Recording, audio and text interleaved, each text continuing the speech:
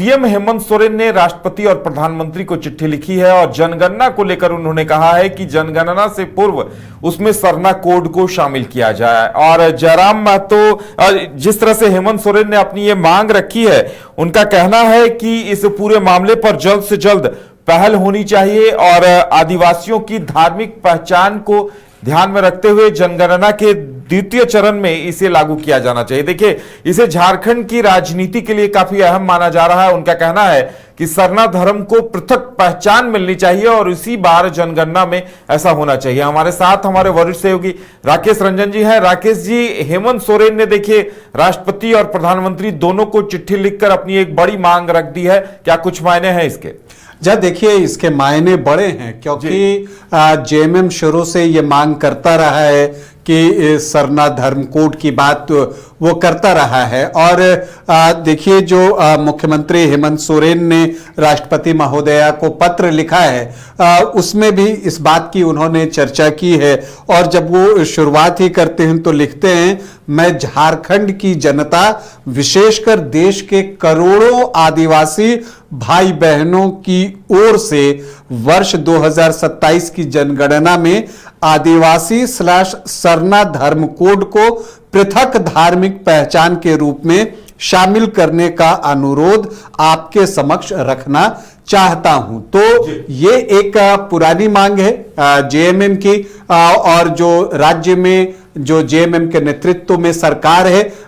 उसकी भी ये मांग रही है। और आपको आज याद भी होगा कि 2020 में जो है इसके लिए केंद्र सरकार को लिखा भी गया था, विधानसभा से वो मामला पास हुआ था सरना धर्म कोड को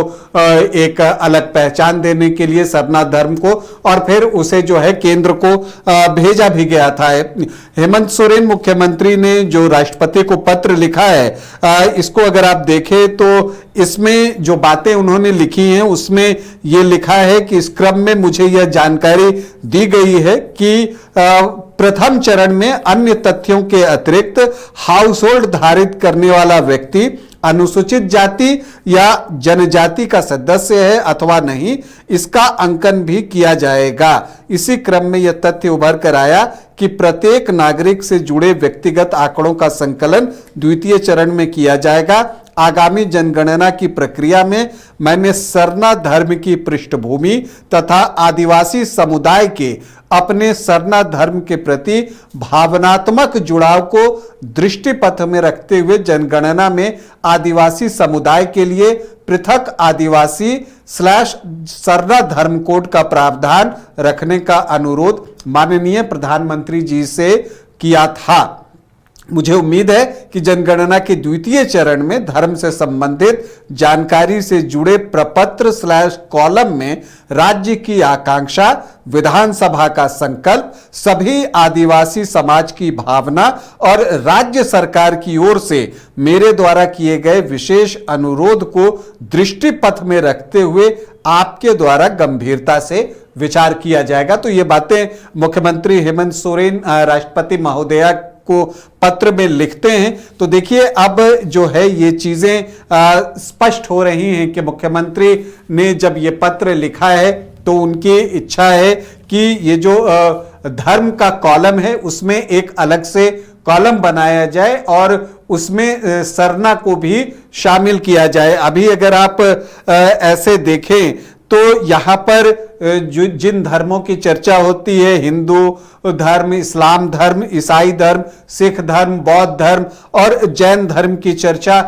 होती है, लेकिन जो ट्राइबल्स हैं और जो ट्राइबल लीडर्स हैं उनकी वर्षों से ये मांग रही है, करोड़ों आदिवासी रहते इस देश में, उनकी मांग रही है कि सरना को एक अलग धर्म के रूप में जब जनगणना की जाती है तो उसमें जगह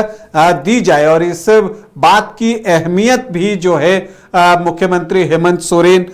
इस पत्र में बताते हैं और वो लिखते हैं कि देश की आजादी से पूर्व जनगणना प्रक्रिया में विभिन्न समाज द्वारा अपनाए जा रहे धार्मिक विशिष्टताओं, उनकी रीति रिवाज तथा पहचान को अंकित किया जाता रहा है, किंतु स्वतंत्र भारत में आदिवासी समाज के धर्म को अंकित करने की परंपरा नहीं रखी गई है। तो अगर आप पहले देखें 1871 से आजादी तक की बात करें तो एक कॉलम जो है वो हुआ करता था, लेकिन आजादी के बाद जब जनगणना होनी शुरू हुई तो उसमें से वो कॉलम जो है निकाल दिया गया। तो इस बात की भी चर्चा यहां पर होती है।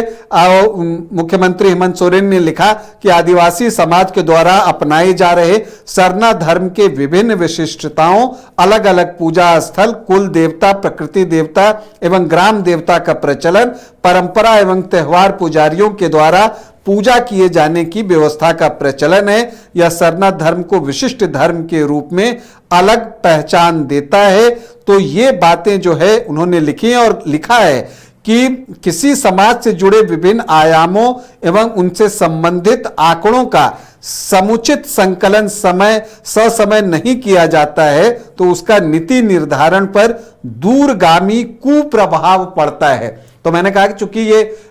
आपको जनसंख्या की गिनती हो रही है कि किस धर्म में कितने लोग रहेंगे और फिर इसी सेंसस के आधार पर ही योजनाएं बनती हैं, तो उस बात की अहमियत को बताते हुए हेमंत सोरेन ने ये बातें लिखी हैं कि अगर संबंधित आंकड़ों को ससमय संकलित नहीं किया जाएगा तो नीति निर्धारण पर दूरगामी कुप्रभाव पड़ सकता है। और उन्होंने इस बात की चर्चा भी की है, जो एक खास बात है कि 2011 की जनगणना में जबकि अलग कोड नहीं था सरना का, तब भी जो है लगभग 50 लाख लोगों ने धर्म के कॉलम में स्वप्रेरणा से सरना अंकित किया था। ये 2011 जनगणना जो कि आखिरी बार भारत में अब तक जो है हुआ है, 2021 के बाद 2021 में होना था, लेकिन उस समय जो कोरोना आ गया था और अन्य वजहों से जो है उस समय जो है सेंसस नहीं हो सका था। तो इस बात की भी चर्चा वो करते हैं और बताते हैं कि 50 लाख लोगों ने 2011 में खुद को सरना धर्म के रूप में दर्ज किया था और जो जानकारी है उसमें 41 लाख से ज्यादा उन 50 लाख में तो झारखंड से थे, बाकी उड़ीसा और पश्चिम बंगाल के भी लोग उसमें थे। तो फिर हेमंत सोरेन ने आगे राष्ट्रपति महोदया को यह भी लिखा है कि झारखंड राज्य का गठन उसकी आदिवासी पहचान के आधार पर ही हुई है। झारखंड राज्य की नीति, योजनाएं और निर्णय यहाँ के स्थानीय लोगों की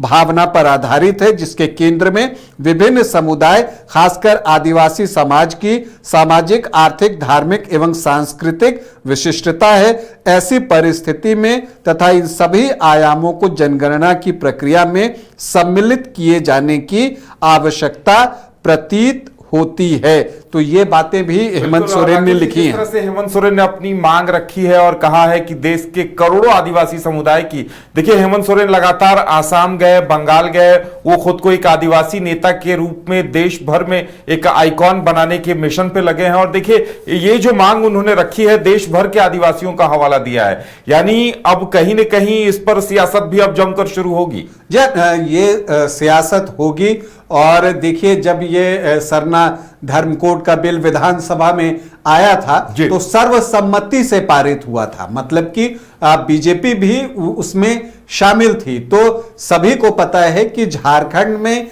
चूंकि ट्राइबल वोटर्स बहुत महत्वपूर्ण हैं, तो ऐसे में जब उस समय वो बिल पास हुआ था तो सर्वसम्मति से पास हुआ था, लेकिन बीजेपी कई बार इसे दूसरी तरफ जो है वो लेकर जाती है और वो कहती है कि वो सरना धर्म के अनुयायियों की चिंता करती है, लेकिन फिर वो कहती है कि जो अलग धर्म में चले गए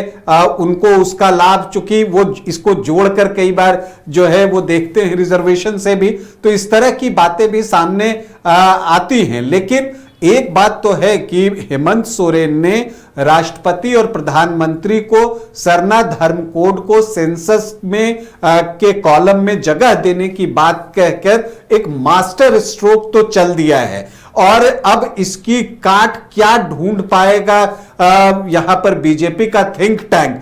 ये देखना जो है वो दिलचस्प होगा, क्योंकि जबकि अब गिनती की जाएगी और सरना धर्म को एक अलग कॉलम के रूप में जगह देने की बात मुख्यमंत्री हेमंत सोरेन ने कही है, तो अब इस पर राजनीति भी होगी, इस बात से आप इनकार नहीं कर सकते। और यहां पर हेमंत सोरेन, जिनको कि पिछले विधानसभा चुनाव में या उससे पहले भी जेएमएम के कोर वोटर रहे हैं, ट्राइबल्स जो हैं, तो उनको लेकर और उनकी जो एक प्रतीक्षित मांग है उनको जो है आगे बढ़ाने का काम हेमंत सोरेन ने किया है और मास्टर स्ट्रोक उन्होंने चल दिया है। गेंद अब केंद्र के पाले में जाएगा और वहां से क्या फैसला आता है उस पर बहुत कुछ निर्भर करेगा। लेकिन हेमंत सोरेन ने अपनी भावनाएं भी इस पत्र के जरिए व्यक्त की है और एक राजनीतिक चाल के तौर पर भी अगर आप देखें तो आपको लगेगा कि ये उनका मास्टर स्ट्रोक है। तो हेमंत सोरेन का मास्टर स्ट्रोक इसे माना जा रहा है। देखने वाली बात यह होगी कि केंद्र की तरफ से, बीजेपी की तरफ से अब इस पर क्या कुछ वक्तव्य दिया जाता है, क्या कुछ बातें सामने आती है, यह देखने वाली बात होगी।